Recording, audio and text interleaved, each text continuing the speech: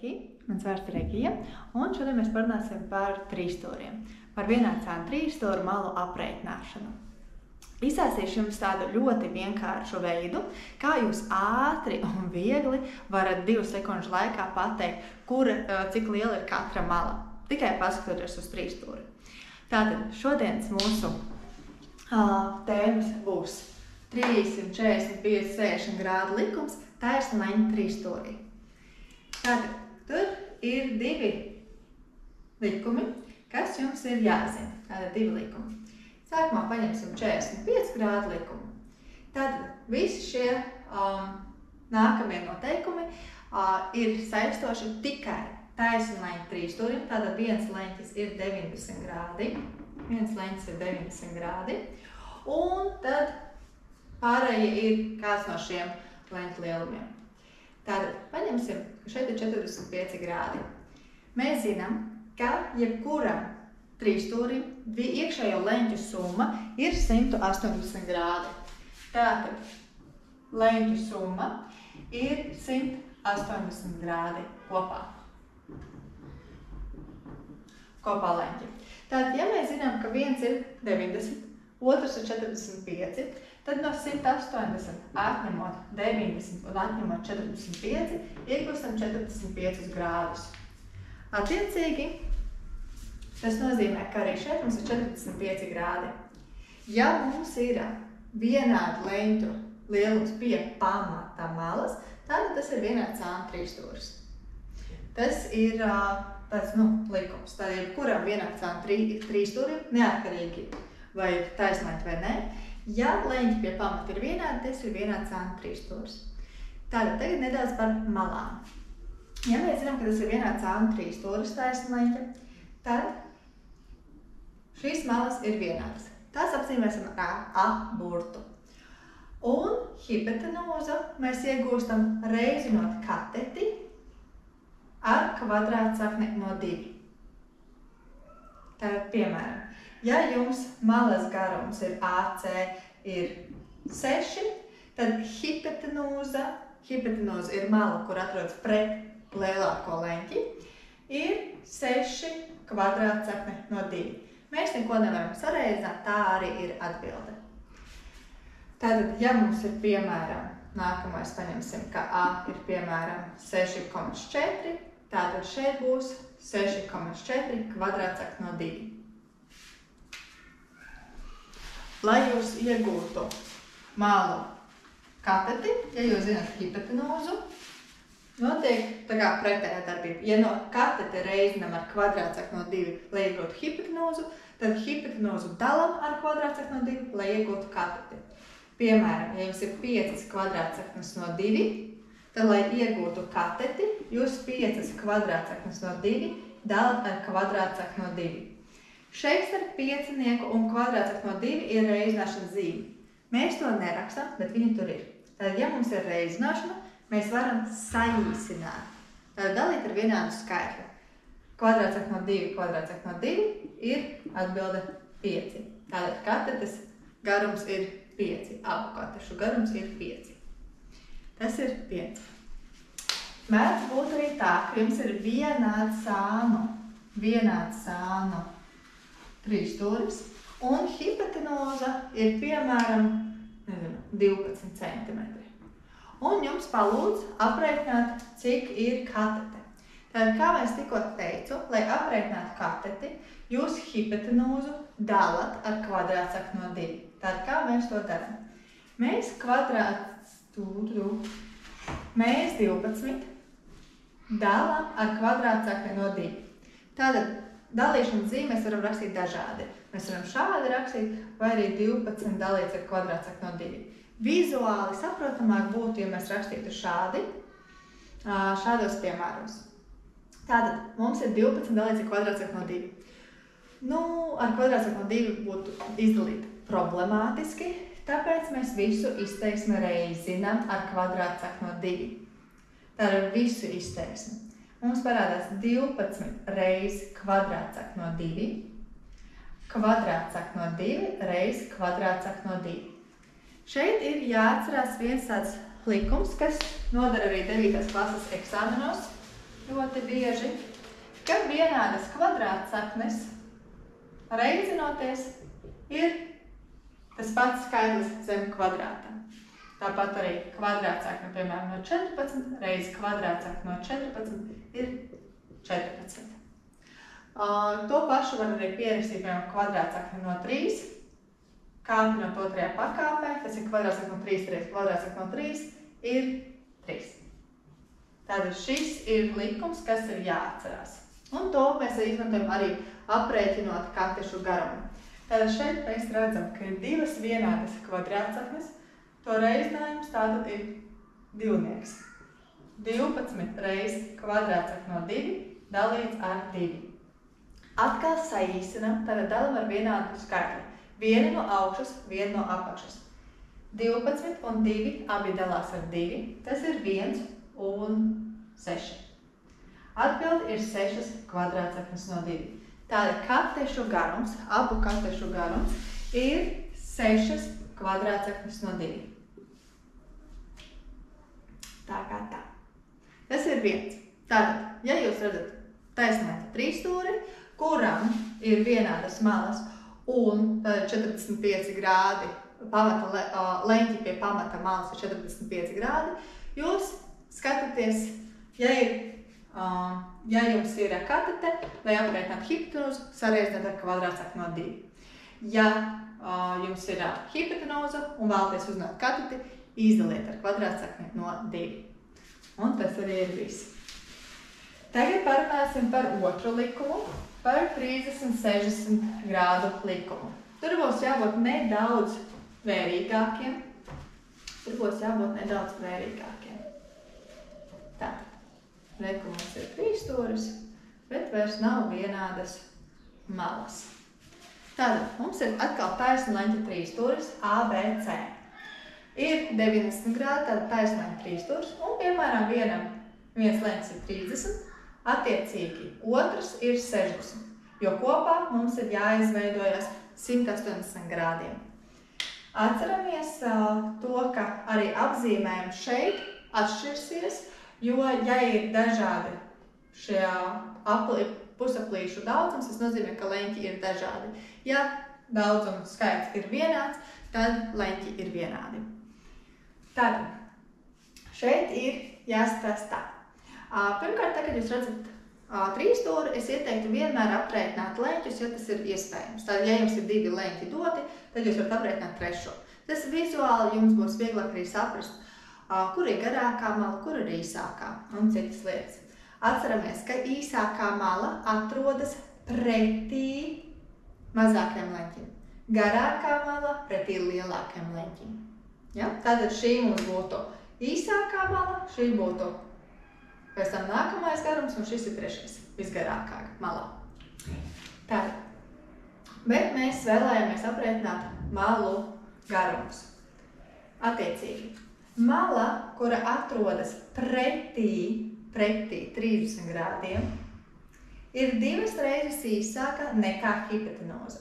Tātad, kad jūs redzat taisnleņķa trīsstūri, jums ir pirmais jāsaprot, kura ir hipotenuza. Tātad hipotenuza ir pret lielāko leņķi. Tad jūs arī saprotat, kāds ir trīsstūra veids. Platleņķa, taisnleņķa, šaurleņķa trīsstūris. Un, ja jums ir taisnleņķa trīsstūris un kāds no šiem grādiem, jūs varat izmantot šos likumus. Tātad, mala pret 30 grādiem ir 2 reizes īsāka nekā hipotenuza. Tātad, hipotenuza ir 2 reizes garāka nekā mala pret 30 grādiem. Lai aprēķinātu malu pret 60 grādiem, mēs īsāko malu reizinam ar kvadrātsakni no 3. Un tas ir viss. Tātad, ja mums ir dota mala pret 30 grādiem, piemēram 5, tad hipotenuza būs 2 reizes garāka. Tātad 10, jo 2 reizes 5 ir 10. Un mala pret 60 grādiem būs 5 kvadrātsaknes no 3. Un tas arī ir viss. Šeit arī vērts atcerēties to pašu, ko mēs tikko runājām par 45 grādu likumu. Ja šī mala, kas ir pret 60 grādiem, Mēs neredzam to kvadrātsakni no 3, bet ir normāls skaitlis, piemēram, 15. Atceramies, lai dabūtu malu pret 30 grādiem, jūs tos 15 dalīsiet ar kvadrātsakni no 3. Un šeit atkal tas pats stāsts, dalot ar kvadrātsakni no 3, cenšamies tikt vaļā no kvadrātsaknes. Visu izteiksmi reizinam ar kvadrātsakni no 3. 15 reizi kvadrātsakni no 3, kvadrātsakni no 3 reizi kvadrātsakni no 3, divas vienādas kvadrātsaknes veido trīnieku, attiecīgi 15 reizi kvadrātsakni no 3 dalīts ar 3. Saīsinām, un mēs iegūstam 5 un 1. Tātad mala, kura ir pret 30 grādiem, tās garums ir 5 kvadrātsaknes no 3. Tas malas garums ir 5 kvadrātsaknes no 3. Ja mums jautā, cik ir hipotenūze, tātad mēs zinām, ka mums ir 2 reizes garāks nekā 5 kvadrātsaknes no 3, nekā mala pret 30 grādu leņķi. 2 reiz 5 – 10 kvadrātsaknes no 3. Un tā arī ir jūsu atbilde. Ceru, ka ir tagad skaidrāk.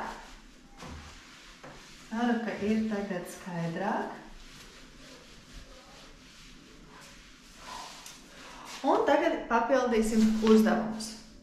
Tātad pirmais uzdevums būs tāds. Mums ir taisna leņķa trapece, taisnaini trīsstūris, un mums ir dots, ka šis leņķis ir 30 grādi, kā arī hipotenūza ir 20 grādi. Tātad dod jums 10 sekundes padomāt. Tātad pirmais, ko mēs darām, ir aprēķinām visus leņķus. Tad, ja viens mums ir 90, otrs mums ir 30, tad trešais būs 60 grādi. Atceramies mēs par likumu, kuru mēs tikko mācījāmies. Tad, attiecīgi, ja mums ir dota hipotenūza, atrodam leņķi 30 grādus. Redzam, ka rekur ir leņķis 30 grādi. Tad pretējā malā ir 2 reizes īsāka. 20 dalīts ar 2 ir 10. Pēc tam, lai aprēķinātu malu pret 60 grādiem, mēs īsāko malu, ja malu pret 30 grādiem, reizinam ar kvadrātsakni no 3. Un tā ir mūsu atbilde.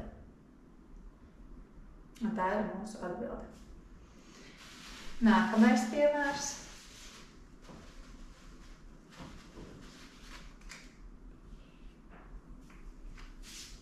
Ir šādi. Nevienmēr 30 grādi ir augšā, viņi var būt arī sāniski atrasties un 60 grādi var būt augšā. Tad vienmēr pārbaudat, kur atrodas 30 grādi, kur atrodas 60 grādi un kur ir hipotenūza. Un tad jūs varat rēķināt. Attiecīgi tagad jums ir dota tikai mala pret 30 grādiem. Tas nozīmē, ka jūs ļoti vienkārši varat aprēķināt, cik ir hipotenūza. Tad hipotenūzas garums ir 2 reizes garāks nekā mala pret 30 grādiem. Attiecīgi 6 reizes 2 ir 12. Lai aprēķinātu malu pret 60 grādiem, mēs 6 reizinām ar kvadrātsakni no 3.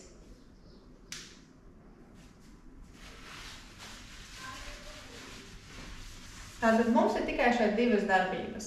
Pirmkārt ir saprast, kurš likums jāizmanto, 45 grādu likums vai 30 grādu likums, un jāatrod leņķi un attiecīgās tās pretējās kartetes. Tagad pamēģināsim savādāk. Lai paskaties uz trīsstūri un pacentieties aprēķināt katešu garumu, gan katetes vienas, gan hipotenūzas.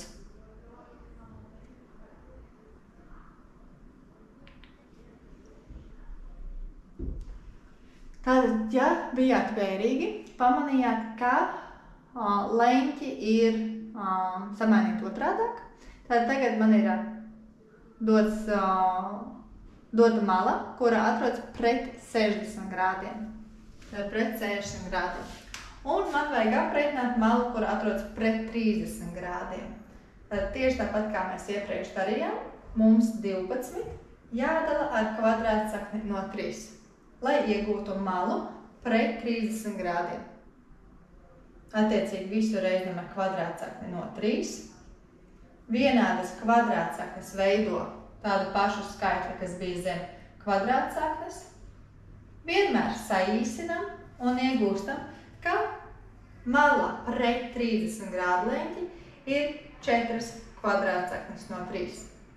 Hipotenūza, kā mēs atceramies, ir 2 reizes garāka. Tātad hipotenūza ir 8 kvadrātsaknes no 3. Un viss. Tātad svarīgākais, jūs paskatāties, kas tas ir par leņķi, vai kas tas par trīsstūri. Saprotat, ka tas ir taisna leņķa trīsstūris. Pēc tam jūs paskatāties, kas notiek ar pārējiem leņķiem, vai tiem ir 30, 60, 45 grādi. Ja ir, tad izvēlieties, kurš likums jums ir. Ja 45 grādu likums, tātad katetes ir jāreizina kvadrātsakni no 2, lai iegūtu hipotenūzu, un hipotenūzu ir jādala ar kvadrātsakni no 2, lai iegūtu katetes. Ja ir 60 grādu likums, tātad atceramies atrast, kur ir 30 grādi, pretējā mala pretkatete ir 2 reizes īsāka nekā hipotenūza, un mala, kur atrodas pret 60 grādiem, ir īsākā mala, jeb mala, kur atrodas pret 30 grādiem, ir jāreizina ar kvadrātsakni no 3. Un tā arī uz riņķi.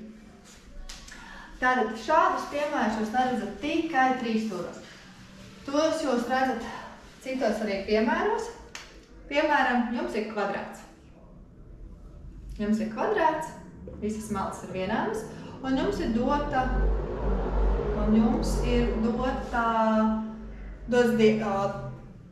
diametrs.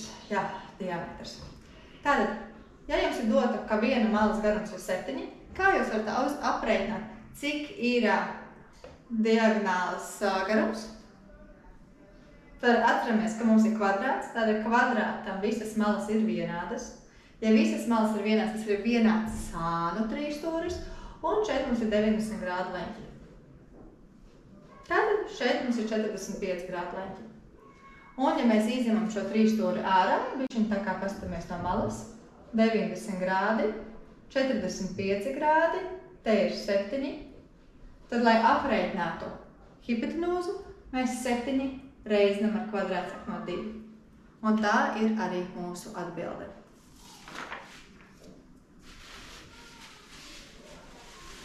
Tagad pamēģināsim citu piemēru vēl.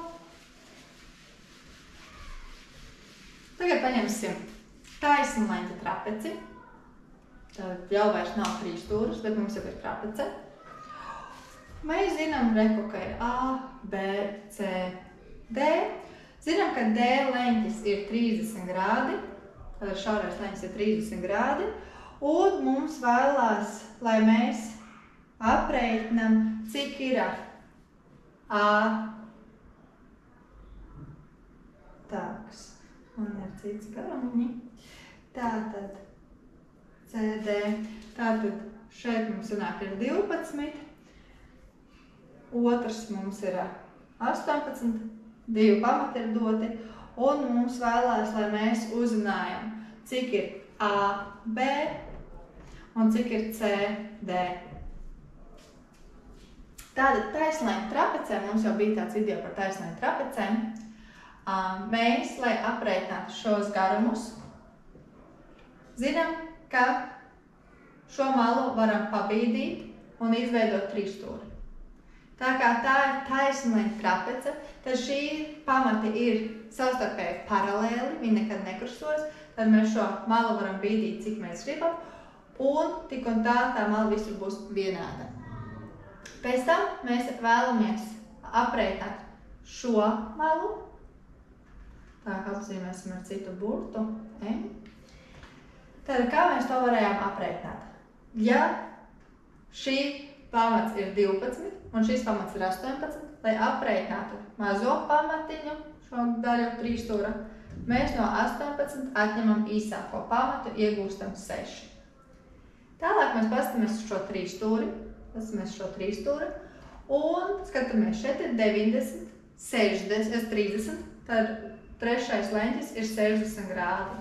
Attiecīgi, mums ir dota mala pret 60 grādiem. Lai aprēķinātu malu pret 30 grādiem, kas bija jādara?